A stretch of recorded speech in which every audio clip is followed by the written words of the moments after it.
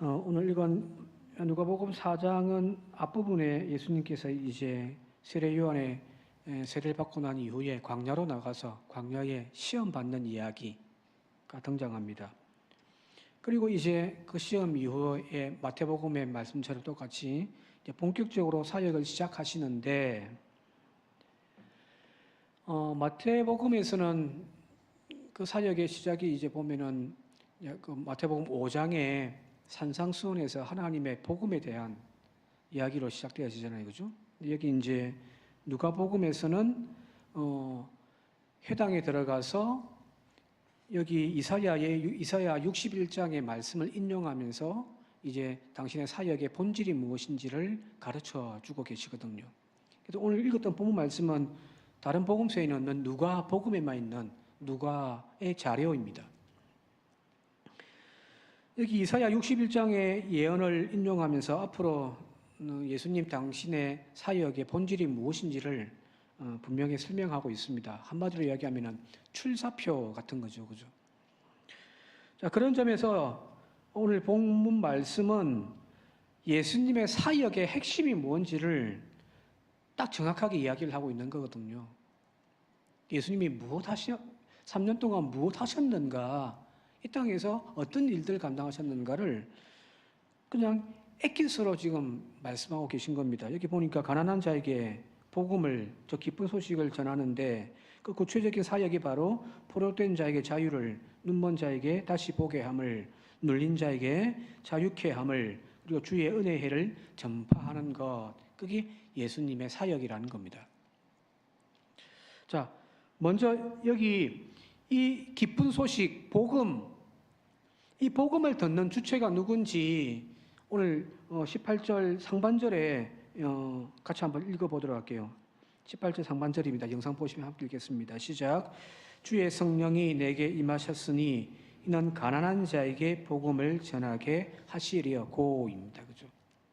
여기 헬라어 원문을 그냥 직역으로 있는 그대로를 그냥 순서 없이 직역하면 이렇습니다. 왜냐하면 가난한 자들에게 복음을 전하도록 그가 나에게 기름을 부으셨기 때문이다. 이렇게 되어 있거든요.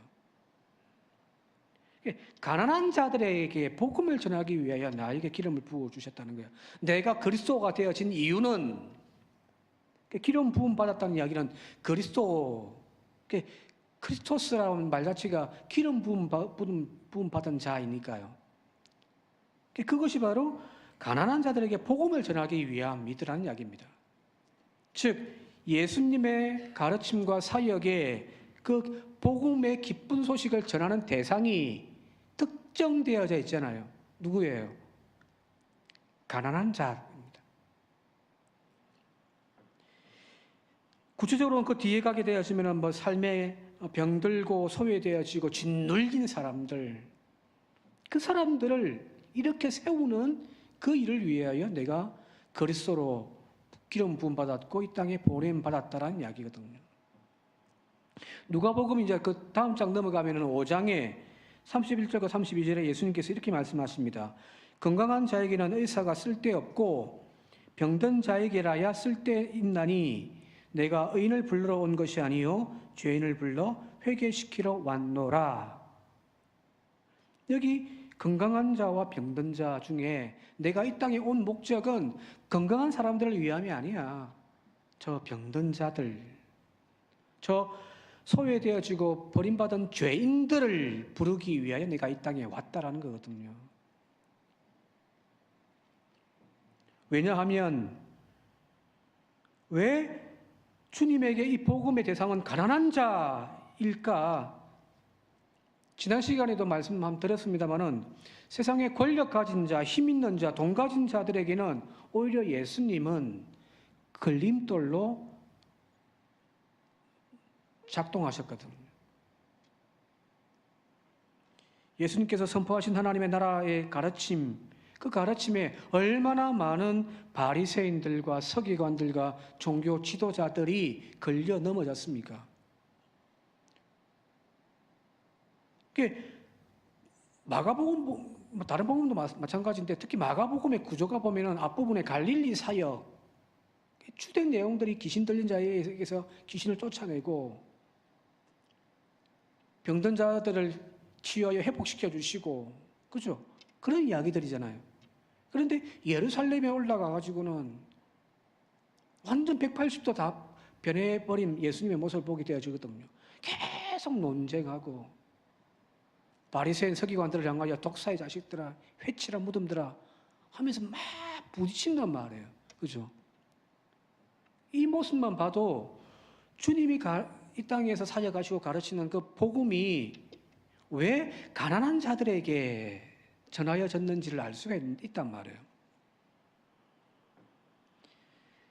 가진 자들, 권력이든 힘이든 혹은 돈이든 그 가진 자들에게는 예수님의 가르침은 자신들의 이권과 권력에 대한 도전이자 부정이었기 때문입니다. 이런 자들에게는 하나님이 예수님께서 전하셨던 하나님 나라의 이 복음, 기쁜 소식이 복음이 아니라 뭐예요? 저주의 소식이죠. 그죠? 누가복음에 보면은 부자들에 대한 이야기들이 참 많이 나와요. 앞으로 살펴볼 건데, 그 중에 부자가 천국 들어가는 것이 낙타가 바늘길을 통과하는 것보다 더 어렵다라고 말씀하시잖아요. 왜 그럴까요?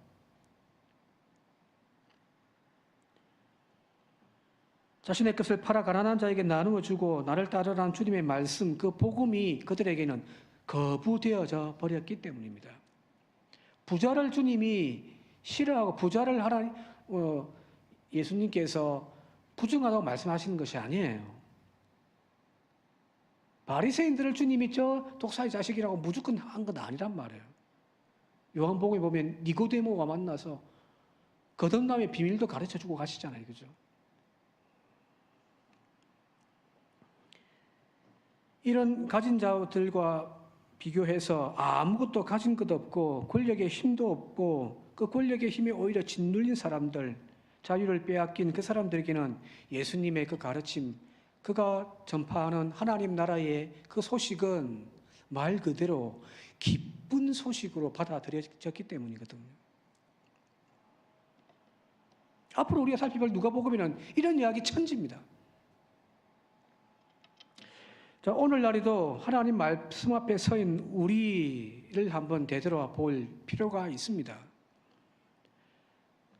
왜 수도권의 서울의 대형 교회에서는 이런 주님의 말씀이 말씀 그대로 선포되지 못할까?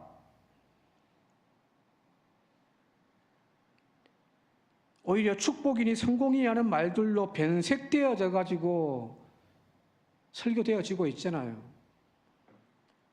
왜 그럴까요? 그들은 이미 기득권이기 때문입니다.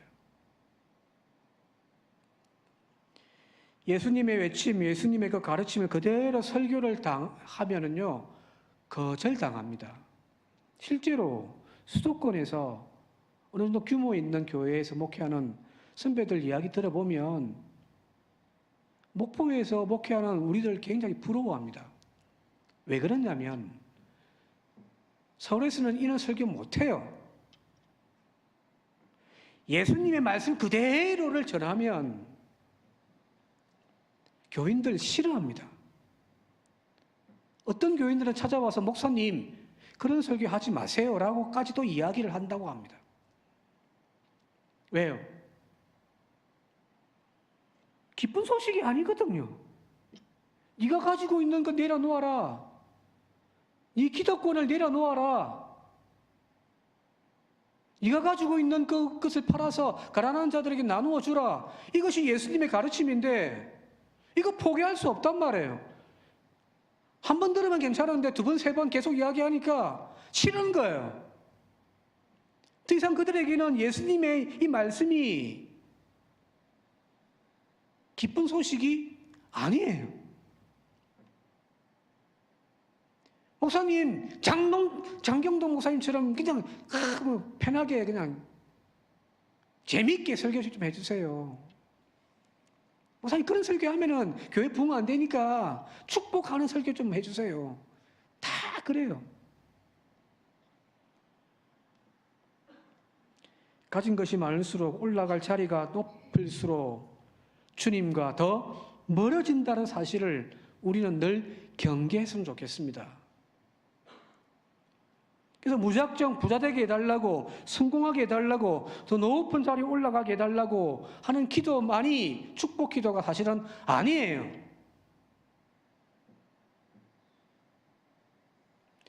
내가 가진 것이 많으면 많을수록 오히려 예수님의 그 말씀은 걸림돌이 되어집니다.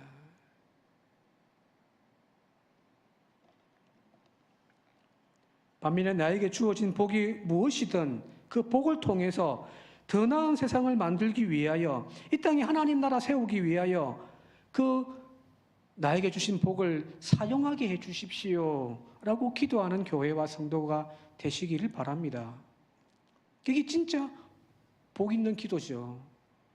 자식들을 위하여 기도할 때에도 하나님 서울대 가게 해 주십시오. 좋은 직장 들어가게 해 주십시오. 그 기도보다 그가 어디에 서 있든지 그 서 있는 자리에서 그가 하나님으로부터 받은 능력과 은사를 가지고 세상을 그리스도의 나라 만드는 일에 쓰임받는 아이 되게 해달라고 기도하시는 것이 진짜 축복 기도 아닌가요? 그죠?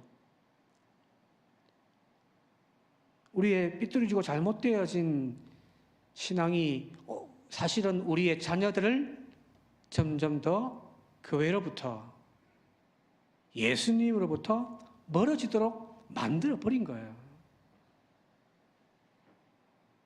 그죠?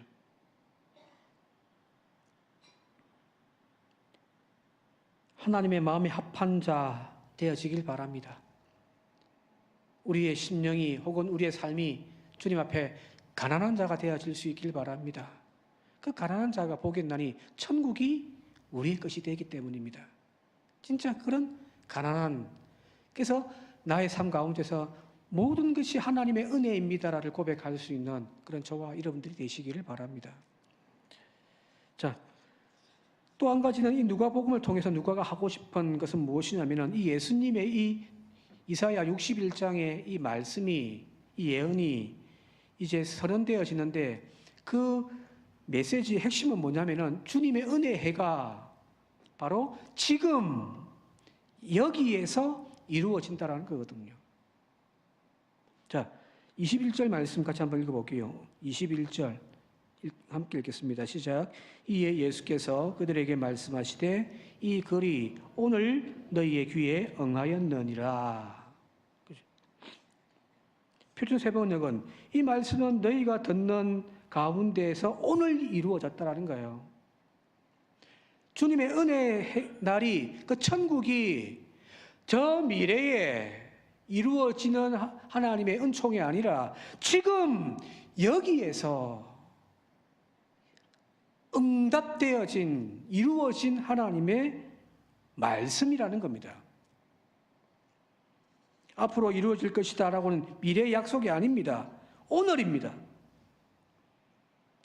다른 사람들의 삶 한가운데 저기에서 이루어지는 것이 아니라 오늘 나에게 이 말씀을 듣고 있는 나의 이 삶의 한가운데에서 하나님의 나라가 지금 이루어졌다라는 이야기거든요. 누가가 지금 소개하고 있는 예수님의 사역은 단순하게 추상적이고 내세적이고 저 먼 미래의 이야기가 아니에요. 지금의 이야기예요. 지금 내 삶 한가운데서 이 복음을, 이 기쁜 소식을 접하고 내 삶에 주님의 은혜의 해를 경험하는 거예요. 물어볼게요. 지금 기쁩니까? 지금 나의 삶에 혹은 나의 가정 가운데에서 하나님 나라를 맛보고 계십니까? 집에만 들어가면 한숨만 나오고, 저도 마찬가지인데 교회 있을 때는 막 천사 같죠? 집에만 들어가면 막 아무것도 하기 싫고 막 밥 투정하고 막 그런단 말이에요. 지금 누가가 이야기하는 예수님의 말씀을 통하여서 하나님 나라는 참 나중에 죽어서 가는 천국이 아니에요. 이미 내가 살고 있는 이 삶의 한가운데 그것도 참고 참아서 나중에 좋은 일이 있겠지 아니에요. 지금 하나님의 기쁜 소식이 내 삶 한가운데서 이루어진 거예요. 천국은 지금 여기 있습니다. 오늘 이 땅에서 지옥처럼 살다가 나중에 믿음으로 천국 가서 이 땅의 모든 고통, 절망 다 보상받겠다라고 하는 것, 그것만큼 어리석음이 어디 있습니까? 천국이 없다는 이야기가 아니에요. 그건 또 가야 되겠지만 이미 그 천국은 지금 여기에서부터 시작되고 있는데, 이 땅에서 천국의 기쁨을 누리고 사는 사람이 저 천국을 맛볼 수 있는 사람입니다. 이 땅에서 다른 사람들을 보살피고 사랑을 실천하던 그 사람이, 즉 이 땅에서 천국 백성으로 살아가는, 복음의 능력으로 살아가는 그 사람이 천국에서 사랑의 공동체를 이루며 살 수가 있는 거예요. 이 땅에서 날마다 작은 것에 행복을 누리면서 노래할 수 있는 그 사람이 저 천국 가서 주님 곁에서 주님의 영광을, 찬송을, 감사를 올려드릴 수 있는 찬송을 날마다 할 수 있는 거거든요. 그죠? 여기서는 입만 열면 10원짜리, 10원짜리. 못 살겠다, 못 살겠다. 누군가를 바라보면서 막 미움의 마음이 가득해 있는 그 마음 가지고, 아이고, 주여 어서 오시옵소서, 천국 가고 싶습니다. 아닙니다. 예수님이 지금 그 은혜의 해가 지금 여기에 이루어졌다라고, 응하여졌다고 우리가 말씀하고 있잖아요. 그죠? 그 천국을 맛보는 저와 여러분들이 되시기를 바랍니다.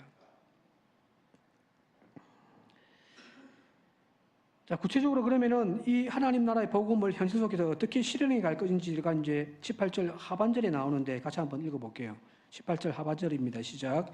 내게 기름을 부으시고 나를 보내사 포로된 자에게 자유를, 눈먼 자에게 다시 보게 함을 전파하며 눌린 자를 자유롭게 하고입니다. 그죠? 여기 가난, 질병, 포로됨, 짓눌림, 이 모든 것은 불완전한 상태란 말이에요. 그죠?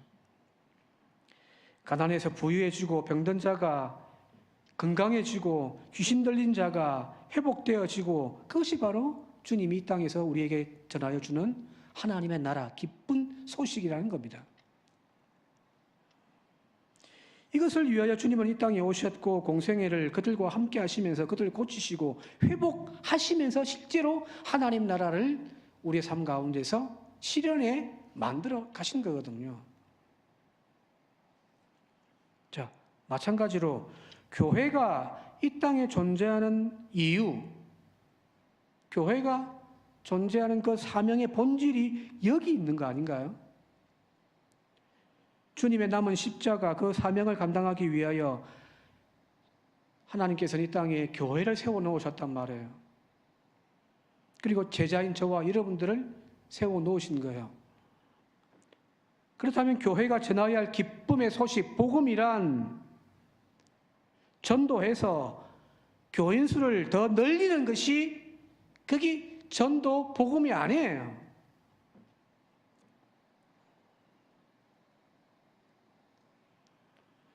이 세상의 어두운 곳을 밝히고 절망의 언덕에 내던져져 있는 그들을 돌보아서 이렇게 세워 회복시켜주고 그들을 하나님 나라의 주인공 만드는, 그런 세상 만드는 것이, 그게 복음이에요.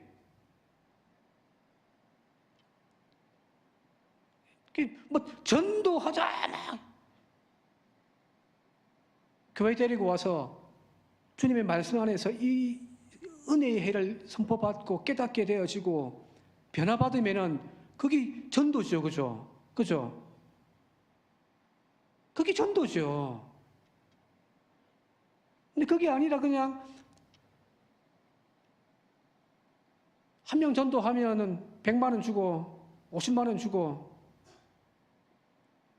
그게 전도가 아니란 말이에요. 빈자리를 채우는 것이 전도가 아닙니다. 천국이 빈자리가 많아서 주님이 우리 보고 빈자리 채우라고 전도하라는 것이 아니에요. 우리가 해야 할 일은 진짜 전도, 복음을 전하는 일이죠. 그 복음이 뭔지 여기 지금 주님께서 정확하게 말씀하고 계시고 또 우리에게 삶을 통하여 보여주고 계시잖아요. 가난한 자가 있느냐? 그의 배를 채워주는 것이 그게 복음이에요. 병든 자가 있으면 함께 가서 함께 눈물로 기도하고 그가 치유되어질 수 있도록 도와주는 것, 그게 복음이에요. 그래서 여러분들 가만히 한번 보십시오. 이 땅에, 이 대한민국에, 이 한반도에 처음 복음이 심겨졌을 때를 가만히 한번 생각해 보십시오. 제가 몇 번 이야기했잖아요. 3.1절에도 설교하고 선교사들이 와가지고 말 타고 다니면서 성경책 들고 곳곳에 다니면서 예수 믿으라고만 하지 않았단 말이에요. 그들이 더 많이 했던 것이 무엇이냐면은 무지몽매한 백성들을 일깨우기 위하여 학교를 세운 거예요. 아픈데 돈이 없어가지고 치료하지 못하는 사람들을 위하여서 병원을 세우는 일들이었잖아요. 그죠? 함께 가는 거죠. 주의 말씀을 통하여 병들은 그들의 영혼을 고쳐주는 것 뿐만 아니라 그들의 삶에 짓눌리고 아파하고 힘들어하고 있는 그 삶을 이렇게 세워주고 회복시켜주는 것, 실제로 그것이 바로 기쁜 소식입니다. 오늘날 교회가 바로 이 진짜 기쁜 소식을 전거하는 그런 교회들이 되어질 수 있기를 바랍니다.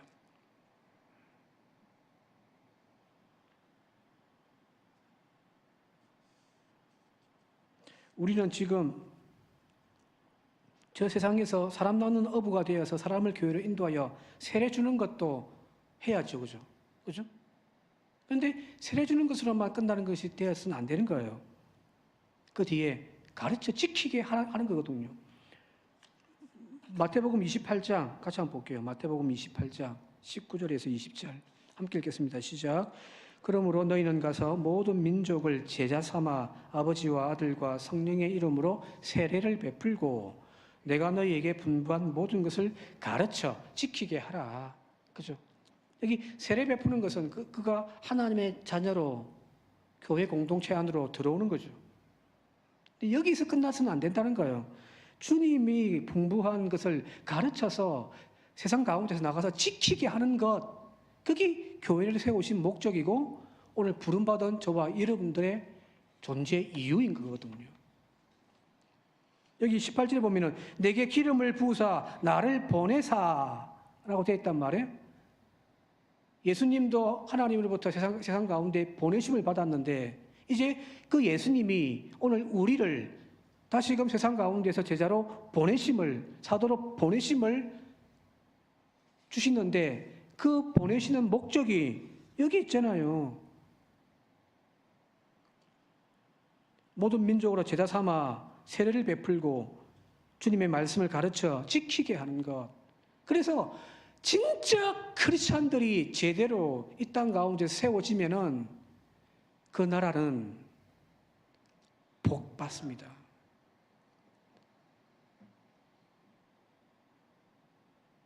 지금 요즘에 거구 세력들이 뭐 미국부터 시작해서 막 우리나라도 마찬가지인데 교회가 거구에 앞장서는, 그래서 뭘 하냐면은 기독교 국가 만들어야 된다 막 이야기를 하거든요. 저도 그렇게 기도해요. 하나님, 우리나라가 기독교 국가가 되면 얼마나 좋겠어요. 그런데 사람만 세례 주어가지고 기독교인 만드는 것이 중요한 것이 아니라 예수님의 가르침, 그 기쁜 소식을 세상 가운데서 실천하며 살 수 있도록 가르치고 또 지키게 만들어줘야 되는 거죠. 진짜 크리스찬들이 세워지면 세상은 변화됩니다.